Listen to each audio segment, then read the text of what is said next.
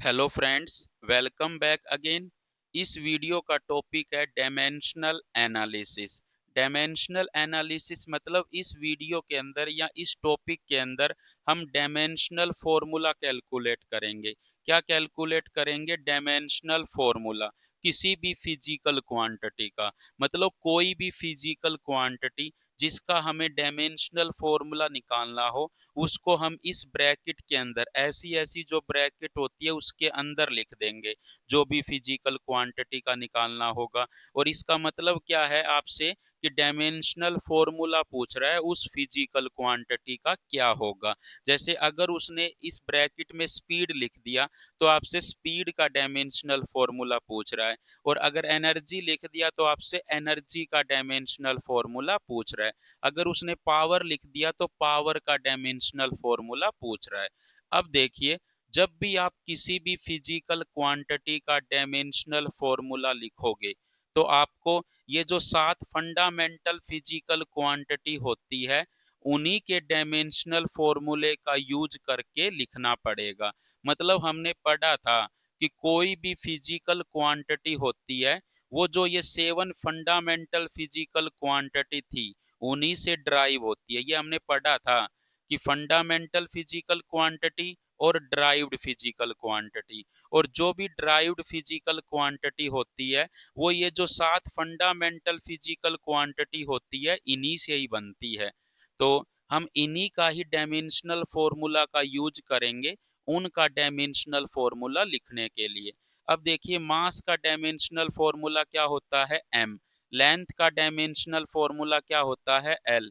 Time का dimensional formula क्या होता है? t। टेम्परेचर का डायमेंशनल फॉर्मूला क्या होता है? k। करंट का डायमेंशनल फॉर्मूला क्या होता है? a या फिर I। अमाउंट ऑफ सब्सटेंस का क्या होता है? मोल। ल्यूमिनस इंटेंसिटी का डायमेंशनल फॉर्मूला क्या होता है? CD। मतलब ये जो आपको 7 डायमेंशनल फॉर्मूला गिवन है फंडामेंटल फिजिकल क्वांटिटी का, इन्हीं का यूज करके आपको अदर फिजिकल क्वांटिटी जो भी होगी, XYZ जो भी फिजिकल क्वांटिटी होगी उनका डायमेंशनल फॉर्मूला आप इन्हीं के द्वारा लिखोगे, इन्हीं का यूज करके उसका लिखोगे। मतलब उनके डायमेंशनल फॉर्मूले में यही 7 जो है फंडामेंटल फिजिकल क्वांटिटी का डायमेंशनल फॉर्मूला आएगा, इनके अलावा किसी और का नहीं आएगा। अब देखिए, एग्जाम्पल के तौर पे अगर आपसे कहे कि dimensional formula of force is equal to, ये मैंने जस्ट एक एग्जाम्पल लिखा है, ये मैं आपको ड्राइव कराऊंगा बाद में, कि जैसे मैंने लिख दिया dimensional formula of force is equal to this ML T-2। मतलब डायमेंशनल फॉर्मूला फोर्स का ये होता है। अगर इसको मैं शॉर्ट वे में लिखना चाहूं तो इस ब्रैकेट के अंदर क्या लिख दूं? फोर्स का, जो तुम्हें क्या बता रहा है, dimensional formula of force is equal to को बराबर का साइन लगा दूं और ये लिख दूं। तो इसका मतलब क्या है? Dimensional formula of force is equal to this. तो इसको हम कहते हैं डायमेंशनल इक्वेशन। क्या कहते हैं? Dimensional equation. तो ये क्या है? डायमेंशनल इक्वेशन है। जब इक्वल टू का साइन आ जाता है तो इक्वेशन बन जाती है ना, तो इसको हम डायमेंशनल इक्वेशन कहते हैं। अब देखिए, जब भी हम किसी भी फिजिकल क्वांटिटी का डायमेंशनल फॉर्मूला लिखते हैं तो वो क्या मिलता है आपको? एक एक्सप्रेशन मिलता है इस टाइप में, कभी ML2T-3, कभी M2L-1T-2, कुछ भी मिल सकता है। मतलब वो जो 7 फंडामेंटल फिजिकल क्वांटिटी के डायमेंशनल फॉर्मूला थे उनकी कितनी भी पावर मिल सकती है, कोई सा भी उनमें यूज हुआ हो सकता है। तो वो जो एक्सप्रेशन होगा वो हमें क्या क्या बताता है? ये बताता है, पहली बात तो ये बताएगा हाउ, मतलब कैसे। कैसे का मतलब कितनी कितनी पावर पे डिपेंडेंसी होगी। और दूसरी बात बताता है कि which of the fundamental physical quantity is required to represent that physical quantity, that derived physical quantity. ये सबसे अच्छा वर्ड है कि अगर हम किसी भी ड्राइव्ड फिजिकल क्वांटिटी को रिप्रेजेंट कर रहे हैं, तो उसके लिए कौन सी फंडामेंटल फिजिकल क्वांटिटी चाहिए। क्योंकि हमने पढ़ा है 11th क्लास में कि जो फंडामेंटल फिजिकल क्वांटिटी होती है उन्हीं का यूज करके ही हम ड्राइव्ड फिजिकल क्वांटिटी बनाते हैं, मतलब उन्हीं का यूज करके अदर फिजिकल क्वांटिटी बनती है। तो ये जो आपका डायमेंशनल फॉर्मूला होता है, ये आपको क्या बताता है, एक तो ये बताता है कौन सी फंडामेंटल फिजिकल क्वांटिटी की जरूरत पड़ेगी उस ड्राइव्ड फिजिकल क्वांटिटी को रिप्रेजेंट करने के लिए, मतलब किस किस की रिक्वायरमेंट है, और हाउ मतलब कैसे कैसे वो फंडामेंटल फिजिकल क्वांटिटी डिपेंडेंसी दिखाएगी। जैसे देखिए, फोर्स के डायमेंशनल फॉर्मूले में मास भी है, लेंथ भी है और टाइम भी है। मतलब फोर्स जो है वो मास पे भी डिपेंड करती है, लेंथ पे भी डिपेंड करती है और टाइम पे भी डिपेंड करती है। मतलब जो डायमेंशनल फॉर्मूला का जो एक्सप्रेशन होता है वो एक तो चीज यही बताता है कि फंडामेंटल फिजिकल क्वांटिटी कौन सी चाहिए। तो पहली बात तो फोर्स के लिए मास, लेंथ और टाइम तीनों चाहिए। मतलब फोर्स जो है इन तीनों पे डिपेंडेंसी दिखाता है। और कैसे दिखाता है, मास की पावर कितनी है 1, लेंथ की पावर कितनी है 1, टाइम की पावर कितनी है -2, तो ये उसकी डायमेंशन कहलाती है। तो आपसे कह दे फोर्स के डायमेंशनल फॉर्मूले में मास की डायमेंशन कितनी है, तो मास की पावर देखिए, मतलब m की पावर देखिए 1 है, तो मास की जो डायमेंशन है फोर्स के फॉर्मूले में वो क्या है 1, और लेंथ की क्या है 1, और टाइम की कितनी है -2। मतलब जो पावर होती है किसी भी फंडामेंटल फिजिकल क्वांटिटी की, वो उसकी डायमेंशन कहलाती है। तो एक तो हमें ये पता लग गया कि किसी भी फिजिकल क्वांटिटी का डायमेंशनल फॉर्मूला कैसे लिखते हैं, फंडामेंटल फिजिकल क्वांटिटी के डायमेंशनल फॉर्मूलों को यूज करके। और दूसरी चीज ये एक एक्सप्रेशन होता है जो हमें क्या बताता है कि किस किस पे डिपेंड करेगी वो ड्राइव्ड फिजिकल क्वांटिटी या जस्ट वो फिजिकल क्वांटिटी आपकी। और थर्ड चीज वो कैसे डिपेंड करेगी, कितनी कितनी पावर पे डिपेंड करेगी।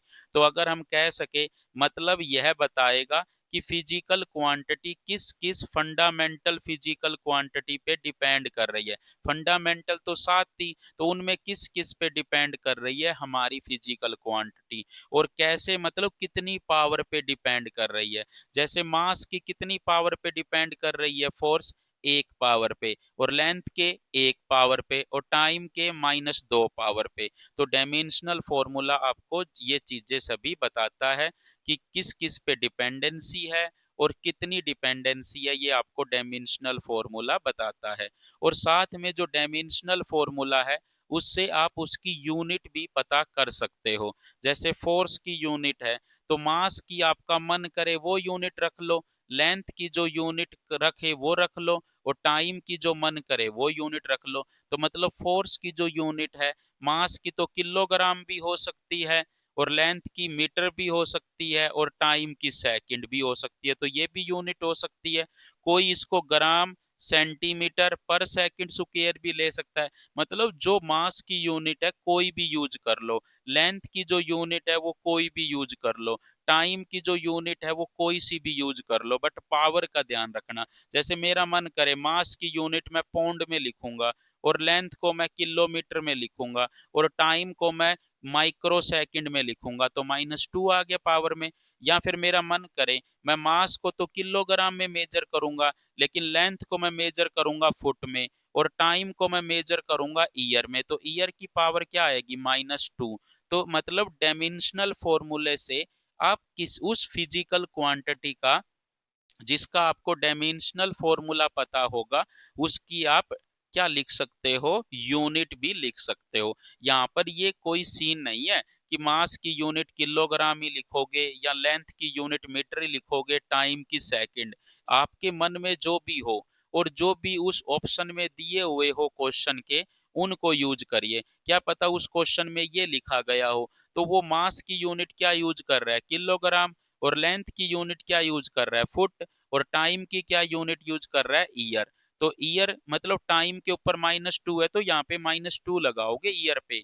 लेंथ की पावर 1 है तो लगाने की जरूरत नहीं है, मास की पावर 1 है तो लगाने की जरूरत नहीं होती, वो अंडरस्टूड होती है। सो आप डायमेंशनल फॉर्मूला से क्या लिख सकते हो, यूनिट भी लिख सकते हो।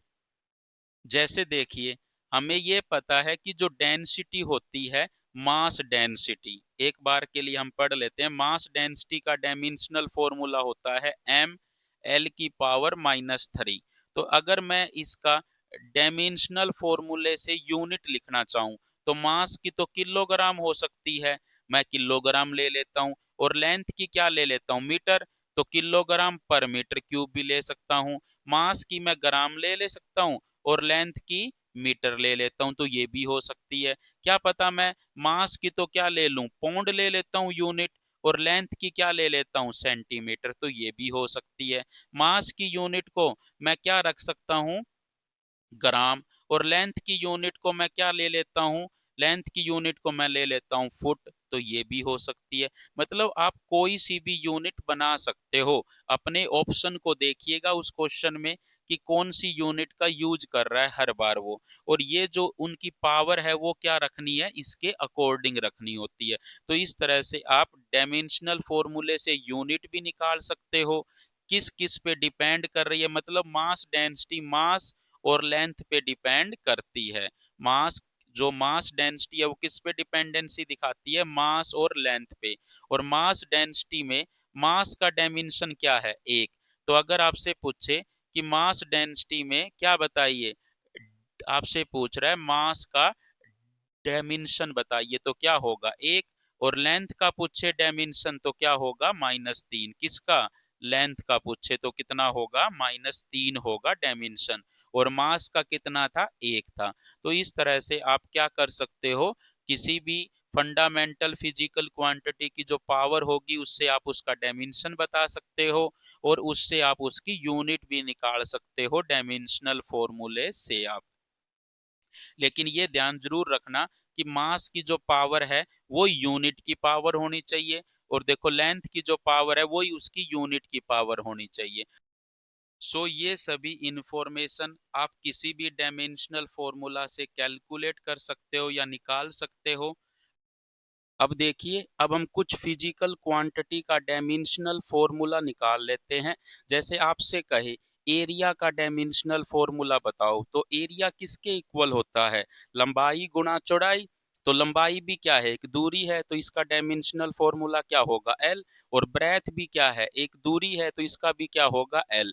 तो एल और एल क्या हो गया, एल स्क्वायर, जिसको हम ऐसे भी लिख सकते हैं m0 L2 T0। मतलब आपके एग्जाम टाइम में ऐसा भी लिखा हुआ मिल सकता है और ऐसे भी लिखा हुआ मिल सकता है। तो एरिया के डायमेंशनल फॉर्मूले में मास की डायमेंशन क्या होगी, मतलब मास की पावर क्या है, 0। तो मास की डायमेंशन क्या होगी, 0। और लेंथ की डायमेंशन क्या है, 2। और टाइम की डायमेंशन क्या है, 0। और अगर आपसे यूनिट पूछे एरिया की, तो एरिया की जो यूनिट है वो ऑप्शन में देखिए, वो मीटर स्क्वायर भी हो सकती है। लेंथ की यूनिट सेंटीमीटर लोगे तो सेंटीमीटर स्क्वायर भी हो सकती है। अगर आप लेंथ की यूनिट मिलीमीटर लोगे तो मिलीमीटर स्क्वायर भी हो सकती है। अगर आप लेंथ की यूनिट फुट लोगे तो फीट का स्क्वायर भी हो सकती है। मतलब वो देखना पड़ेगा ऑप्शन में वो किस में मेजर करा रहा है आपसे लेंथ की यूनिट को। तो लेंथ की यूनिट का क्या करना पड़ेगा, स्क्वायर, तो किसकी यूनिट आ जाएगी, एरिया की। तो ये सभी चीजें आप कर सकते थे। तो इसका मतलब एरिया मास पे डिपेंड नहीं करता, ना ही टाइम पे डिपेंड करता, वो लेंथ पे डिपेंड करता, और कितनी पावर पे करता है, 2 पावर पे। और यही हमने पढ़ा था कि डायमेंशनल फॉर्मूला हमें ये सभी इंफॉर्मेशन देता है कि वो किस किस फंडामेंटल फिजिकल क्वांटिटी पे डिपेंड करता है और कैसे करता है। अगर वो आपसे कहे अब वॉल्यूम का डायमेंशनल फॉर्मूला बताओ, तो वॉल्यूम क्या होता है, लंबाई गुणा चौड़ाई गुणा ऊंचाई। तो एल, इसका भी एल होगा, इसका भी एल होगा, इसका भी एल होगा। तो वॉल्यूम का डायमेंशनल फॉर्मूला क्या होता है, एल क्यूब, जिसको हम m0 L3 T0। अब ये बाकी जो चीजें हैं वो सभी आप अपने आप निकाल सकते हो। अगर आपसे कहे मास डेंसिटी का बताओ, या नॉर्मली अगर वो आपसे कहे सिर्फ डेंसिटी का बताओ, मास डेंसिटी का कहे या नॉर्मली आपसे डेंसिटी का कहे, तो अगर नॉर्मली डेंसिटी का कहता है या मास डेंसिटी का कहता है, तो किसके इक्वल होगा, मास बटे वॉल्यूम। मास पर यूनिट वॉल्यूम को ही क्या कहते हैं, डेंसिटी। मास का अभी हमने देखा था m होता है और वॉल्यूम का हमने ऊपर निकाला था L क्यूब। तो मास डेंसिटी का डायमेंशनल फॉर्मूला क्या होगा, m l की पावर -3। तो मास डेंसिटी मास पे भी डिपेंड करती है और लेंथ पे भी डिपेंड करती है, लेकिन टाइम पे डिपेंड नहीं करती। और मास की कितनी पावर पे डिपेंड करती है, एक। तो मास का जो डायमेंशन होगा वो 1 है और लेंथ का जो डायमेंशन है वो कितना है, -3 है। और अगर इसकी यूनिट की बात करें तो मास को वो किलोग्राम में ले सकता है और लेंथ को मीटर में लेगा तो मीटर की पावर -3। अगर मास को ग्राम में लेता है और लेंथ को मीटर में तो ये हो सकता है। अगर मास को ग्राम में ले और जो लेंथ है उसको सेंटीमीटर में ले तो सेंटीमीटर की पावर -3। तो ऐसी कुछ भी हो सकती है उसकी यूनिट, वो ऑप्शन पे देखना पड़ेगा किस ऑप्शन में कैसे ली गई है आपकी यूनिट्स। अब देखिए, अगर वो आपसे कहे स्पीड का डायमेंशनल फॉर्मूला बताओ, तो स्पीड होता है डिस्टेंस बाय टाइम।